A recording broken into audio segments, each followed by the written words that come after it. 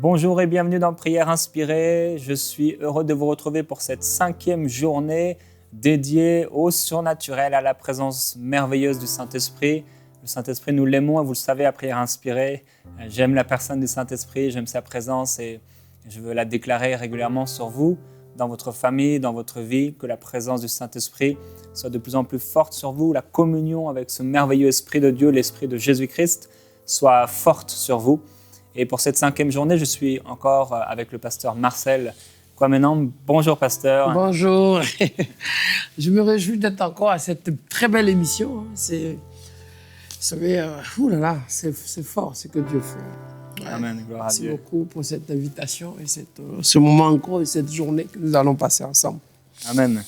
Amen. Et quand le pasteur est arrivé le premier jour pour la première émission, au moment où il est arrivé sur le plateau, j'étais en train de lire un verset qui se trouve dans Ézéchiel au chapitre 40.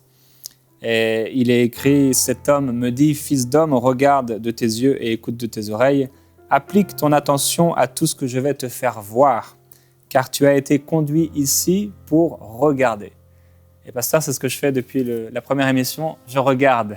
Je suis là avec les frères et les sœurs. Je regarde et j'écoute. Et je suis au bénéfice de ton ministère. Donc, on va continuer aujourd'hui à parler de l'action de Dieu, de l'action du Saint-Esprit. Merci. Et aujourd'hui, on veut parler de laisser faire, laisser agir le Saint-Esprit. Et comment on peut laisser agir le Saint-Esprit ou pourquoi on a besoin de le laisser agir? Est-ce que tu pourrais nous en dire plus aujourd'hui? Mais exactement, parce qu'en fait, par moments, il faut pas s'agiter. Jésus a dit à Marthe, pourquoi tu t'agites? Lorsque Jésus est là, en fait, lorsque le Saint-Esprit est à l'œuvre, il faut par moments, en fait, vivre pas par la vue, mais par la foi. Ça veut dire que ce qu'on voit souvent nous dérange ou nous fait peur. Ça nous interpelle, on se pose plein de questions, qu'est-ce qui va se passer? Mais la foi, c'est pas voir, la foi, c'est croire. Et surtout, quand il dit « La foi est une ferme assurance des choses qu'on espère », Hébreux chapitre 11, et la démonstration de celles qu'on ne voit pas. Et en fait, à la deuxième partie du verset, le B, c'est là que les choses spirituelles, dimensionnelles se produisent. Parce que quand tu dis c'est une ferme assurance, quand il dit c'est une ferme assurance des choses qu'on espère, d'accord. Quand on a l'espérance, on attend. Mais la démonstration de ce qu'on ne voit pas, c'est ce que je ramène au surnaturel, ce qu'on ne voit pas. On sait que Dieu est là. On ne voit pas Dieu, mais on sait qu'il est là. On ne voit pas encore son miracle, mais on sait que Dieu prépare. Le miracle est en cours. On ne voit pas encore peut-être la bénédiction qu'on s'est imaginée, qu'on s'est un peu caricaturée, mais on sait que Dieu prépare quelque chose. Et cette dimension de la foi, qui est la démonstration de celle qu'on ne voit pas, c'est savoir laisser Dieu.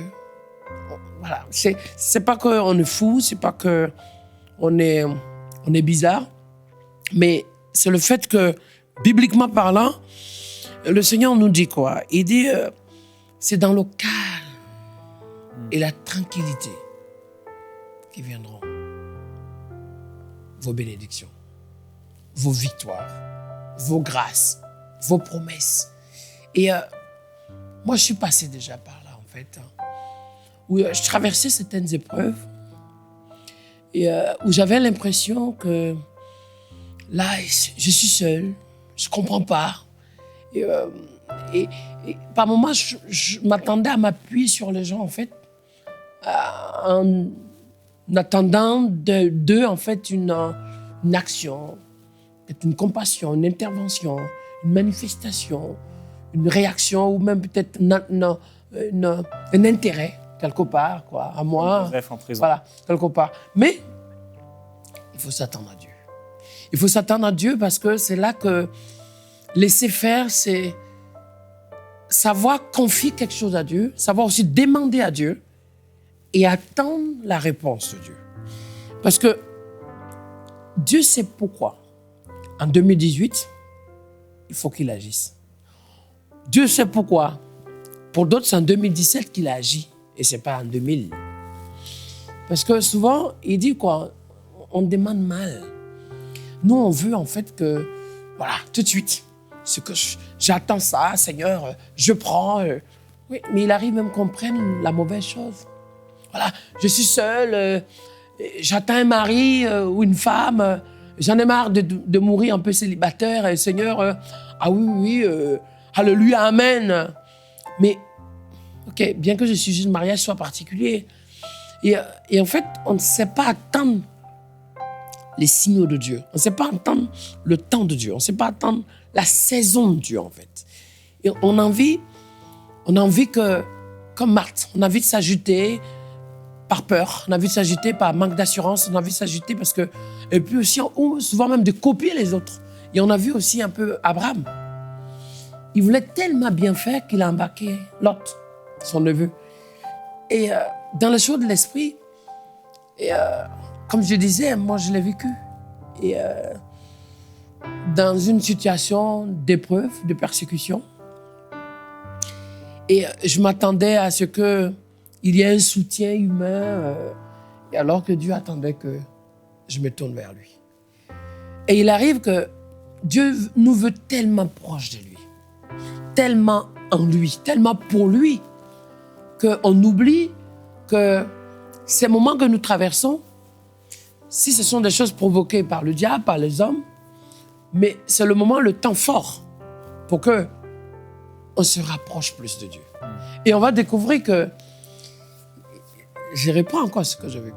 Quand j'étais persécuté par ma famille, j'étais complètement dissocié par mes parents. Je suis passé de main en main, presque dans des situations un peu rocambolesques, voire un peu bizarres. Et en fait, à l'époque, pendant que ça se passait, j'étais mal à l'aise, je ne comprenais pas, je vivais ça comme une injustice. Parce que je me suis dit, mais mince alors, je n'arrive pas à avoir des parents comme tout le monde, comme les copains.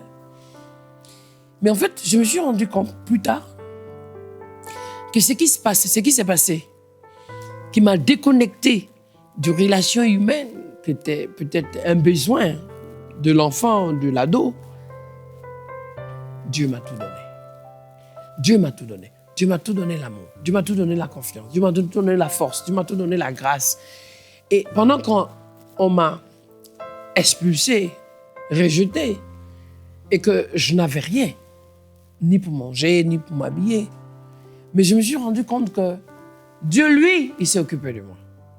Et aujourd'hui, ou quelques années plus tard, pour dire de façon plus précise, ces personnes, ces familles, je me suis retrouvé, moi, à m'en occuper par le rejet qu'ils ont fait, un peu comme Joseph, comme je disais tout à l'heure, et qui a reçu ses frères. Et eux, ils ne pouvaient pas imaginer que l'enfant qu'ils ont vendu, lâché, était devenu l'enfant, l'homme, l'autorité, l'instrument qui devait les bénir et qui avait en main le pouvoir et l'autorité. Et en fait, quelque part, c'est ce que j'ai vécu. Mais la seule chose que j'ai compris, il ne faut pas se plaindre. Il faut savoir laisser Dieu agir dans sa vie. Il faut savoir... Et vous savez, on est souvent tenté de réagir, tenté de se justifier, tenté de s'expliquer, tenté de chercher trop à comprendre des choses pour lesquelles il n'y a même pas de compréhension. Il n'y a même pas d'explication. Il n'y a pas de mots. J'aime ce chant qui dit « Mes mots sont trop petits pour Dieu, à Dieu que je l'aime ». Mais en fait, dans la vie, souvent, il n'y a même pas de mots pour comprendre, pour expliquer certaines choses. Il faut les vivre. Il faut laisser le Saint-Esprit. Et quand le Saint-Esprit est au contrôle d'une situation, d'un événement, quand le Saint-Esprit est au devant, lorsque l'Esprit de Dieu conduit quelqu'un, lorsque le Saint-Esprit est actif dans une situation, tôt ou tard, ce qu'on vit se transforme en miracle. Ce qu'on vit se transforme en témoignage. Ce qu'on vit se transforme en grâce. Lorsque je lis la vie de Job, c'est un homme qui m'inspire. Au préalable, la Bible dit que Satan a tourné dans toute la terre. Et il est venu dire à Dieu que je ne trouvais personne si ce n'est un seul homme. Job. Waouh. Et on va voir aussi que Job, dans les épreuves qu'il va vivre, va traverser. Il dit un jour, mon oreille avait entendu parler de toi. Mais maintenant, mon œil t'a vu. Mon œil t'a vu dans ta fidélité. Mon œil t'a vu dans ton amour. Mon œil t'a vu dans ta puissance. Mon œil t'a vu dans ta douceur. Mon œil t'a vu dans ta grâce. Mais quand on regarde la vie de Job, dans ses déboires, dans ses plaintes, dans ses détresses, dans sa solitude, dans son combat, dans sa maladie, dans ses attaques, dans le rejet même familial, dans l'abandon qu'il a vécu. Et il revenait toujours à garder sa base et ses fondements sur Dieu. Et lorsque le Saint-Esprit doit agir, on a besoin, tu vois, c'est la finalité qui compte en Job. On a besoin de s'accrocher à Dieu et de dire, Seigneur, fais ce que tu veux de moi. Et on a vu plus tard qu'il était même dans le livre de Job, chapitre 42, il est même dit que Job était amené à pardonner à ses frères, à ses amis, à ses hommes et ses femmes qui l'ont même voulu pousser à abandonner Dieu, à ses proches. Et lorsque il est sorti de cette étape de barrière, d'obstacle, des limites de l'homme, tout à coup, ce qu'il avait perdu, Dieu lui a donné tout. Il y a ce qu'on appelle une restauration personnelle, familiale, enfant, finances. De telle enseigne que, et ça me confond un peu, que les mêmes frères, et c'est même dit les anciens amis, c'est quand même fort de dire anciens amis, ça veut dire qu'on peut être ami à des gens, et quand on est dans des situations, on devient ancien ami parce que les gens, ils vous lâchent. Moi, je l'ai vécu aussi en live, que j'aurais pas le temps d'en parler maintenant. Des anciens amis. Et les gens disent, ah oui, on sait que tu es béni. Pour que la Bible dit qu'ils sont revenus, chacun pour lui donner quelque chose. Mais je ne pense pas que c'est au moment où c'est dans les temps d'abondance qu'on a besoin d'aide. C'est dans les temps de galère qu'on a besoin de plus de soutien. Mais l'homme, il est comme ça, en fait. L'homme, il est yo-yo. C'est pour ça que laisser Dieu faire, on sait pertinemment, même si on ne comprend pas les choses, Dieu va nous emmener quelque part. Il y a une destination. Dans le mot destination, il y a destinée. Et dans la destinée, il y a le plan de Dieu. Et dans le plan de Dieu, il y a la grâce de Dieu. Et dans ce que Dieu fait dans la vie de chaque personne, souvent il arrive qu'on cherche des voies, on essaie de comprendre un peu où on va, qu'est-ce qu'on fait. Mais pour Dieu, comme il est l'alpha et l'oméga, le premier et le dernier, le commencement et la fin, hier et aujourd'hui, en fait, Dieu connaît ta vie avant, connaît ta vie maintenant, connaît ta vie demain et connaît ta vie même après. Et c'est pour ça qu'avec le Saint-Esprit, il faut apprendre à plutôt à le louer, à lui rendre grâce. J'aime le modèle de vie de David. On dit que c'est le plus grand psalmiste chantre, malgré tout son parcours, parce qu'il revenait à rendre grâce à Dieu. Béni soit l'Éternel. Même ses pleurs étaient des prières. Même ses déboires étaient des prières. Même ses lamentations étaient des prières. Même ses souffrances étaient des prières. C'était à un moment donné, Seigneur, oui, d'accord. Je ne comprends pas. Seigneur, d'accord, c'est dur. Oui, Seigneur, d'accord. Mais je te loue. Je te remercie. Il faut que le chrétien apprenne à faire ce moment d'abandon. C'est comme ça qu'on va commencer à voir que Dieu, lui, prend le relais. Dieu nous montre que tu sais, quand on est devant un océan, enfin, l'espace de la mer, d'une vue très éloignée, on a l'impression qu'à la fin de la vue, le ciel et la terre se croisent. Notre regard est limité. L'horizon, on n'arrive pas, par rapport à la limite humaine visuelle, à décrypter plus loin que ce qu'on a la capacité par l'interprétation du cerveau de voir les choses. Mais Dieu est Dieu. Dieu est Dieu parce que ce qu'on n'a pas pensé, ce qu'on n'a pas vu, ce qu'on ne comprend pas, ce qu'on n'a pas saisi, ce qu'on n'a pas ressenti, ce qu'on n'a pas découvert. C'est un peu comme quand je vois comment les gens sont en train de se battre pour comprendre ce qu'il y a dans les océans, ce qu'il y a dans le ciel, et puis chaque jour on découvre des choses. Mais les gens vont encore découvrir dans 10 ans, dans 20 ans, dans 30 ans, dans 100 ans. Ils vont toujours découvrir parce que ce que Dieu fait est tellement d'une richesse immense, inouïe. Quand on parle de Moïse, il a vécu quelque chose d'exceptionnel. Quand on parle d'Abraham, il a vécu quelque chose d'exceptionnel. Quand on parle des actes des apôtres, ils ont vécu quelque chose d'exceptionnel. Mais pasteur Jérémie, si on se rend compte que Dieu veut nous faire vivre des choses exceptionnelles qui ne s'est jamais révélées encore à l'homme, mais ce n'est pas dans l'agitation, dans le vouloir faire, mais c'est le désir de vivre profondément les choses de Dieu qu'on saisit, qu'on rentre, qu'on est trempé, qu'on est touché, qu'on est brassé. Et là, on découvre qu'il y a une profondeur tellement à explorer, mais qui est sans fin. Les profondeurs aujourd'hui, dans ce monde, il y a toujours quelque part à la fin quelque chose. Mais les profondeurs de Dieu sont... De la même façon que Dieu est illimité, ses profondeurs sont illimitées. Sa grâce est illimitée. Son amour est illimité. C'est tellement illimité que... Regarde le nombre de personnes qui ont vécu... Le nombre de personnes qui ont vécu les profondeurs et l'amour de Dieu. Et ça continue toujours. Regarde le nombre de personnes qui ont reçu des guérisons. Mais ça continue toujours. Ces guérisons continuent toujours. C'est sans fin. Tout est sans fin. Tout n'a pas de limite. Tout avec Dieu, c'est hier. C'est ce qu'on appelle l'oméga. L'oméga, c'est ce qui se déquadruple sans limite. Ça, l'oméga. L'oméga, c'est l'infini. L'oméga, c'est sans... On ne voit pas la finalité. On ne voit pas l'horizon. On n'arrive pas à voir. On n'arrive même pas à comprendre tout, en fait. Et le nom de Dieu, c'est l'oméga. Voilà. C'est pour ça, si on veut vivre cet oméga, si on veut vivre, c'est pas le Big Bang, mais l'oméga, on veut vivre cette réalité de la plénitude explosive, expérimentale, personnelle, pour que ce qu'on lit de ce que Paul a vécu soit réel dans notre vie. Et en lisant, certainement, ça nous permet de comprendre. Mais moi, je vais encore plus loin. Nous, on a la grâce de lire l'histoire de Job.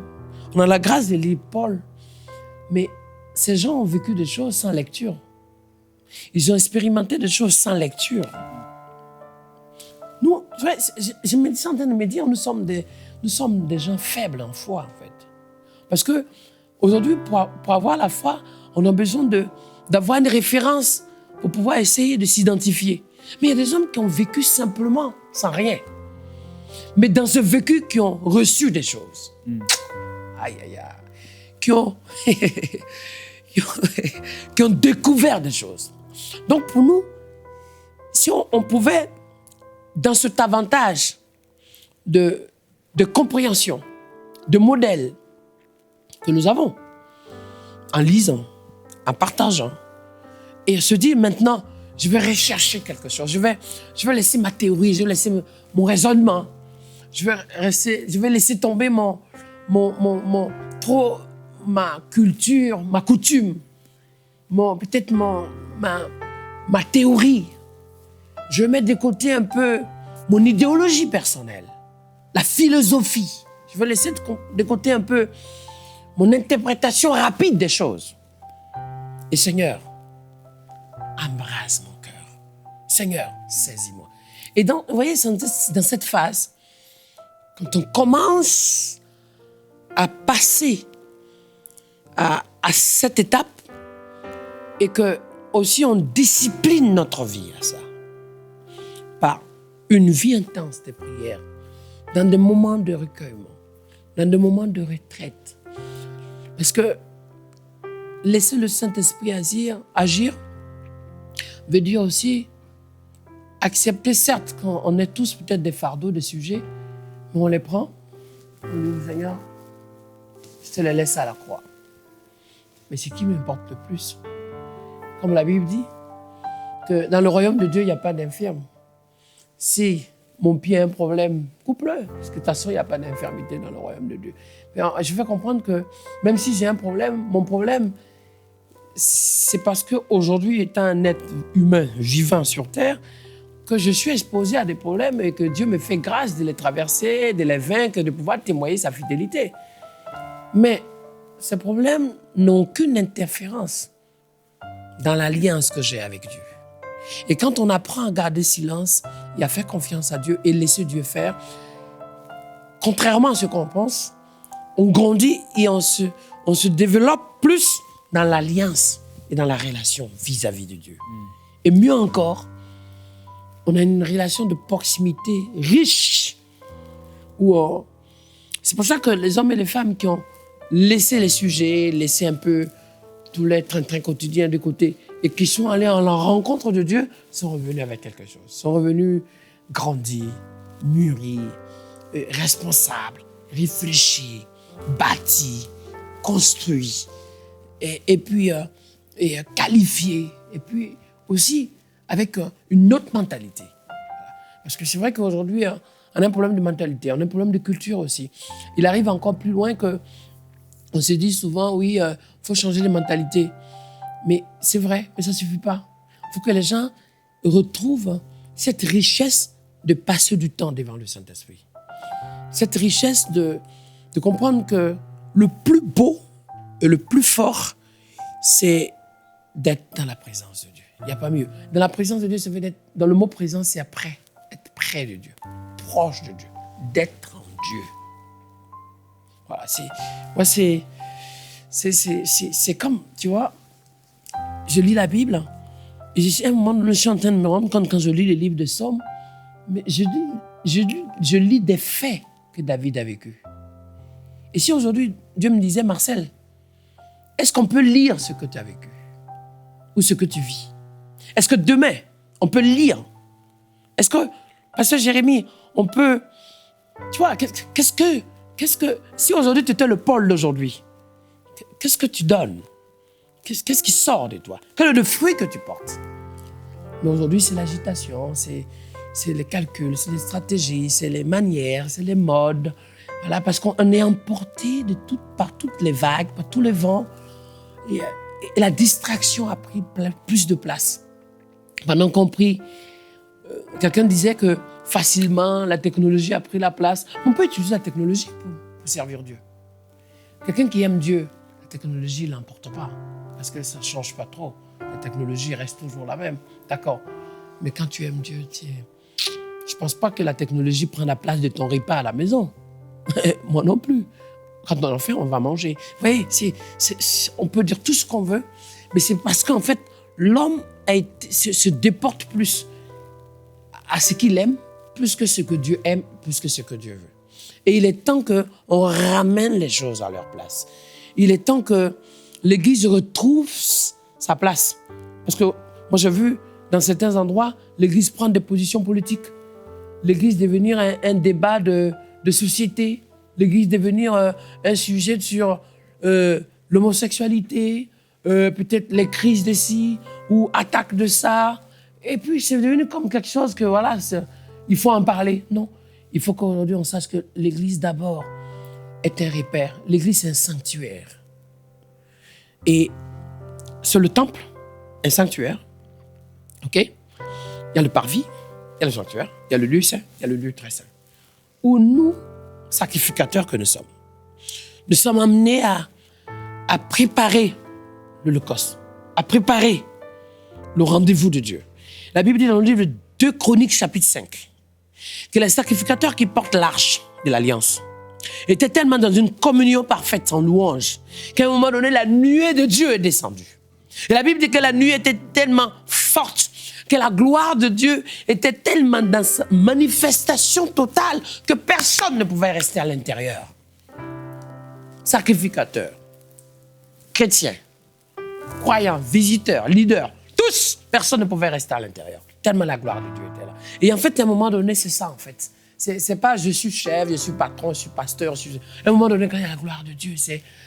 Vous voyez, la nuée est là. Et on ne parle plus, on vit. On ne raconte plus. On explore. On n'explique plus. On dévore, on mange. On prend. Et chacun de nous se lève en fonction de ce qui nous attend. C'est comme si je vais dans un mall pour acheter à manger. Si j'ai beaucoup d'enfants à la maison, alors je prends un gros sac. Et en fait, quand on va à l'église, en réalité, ça doit être comme ça. Quand on va dans la présence de Dieu, c'est comme ça.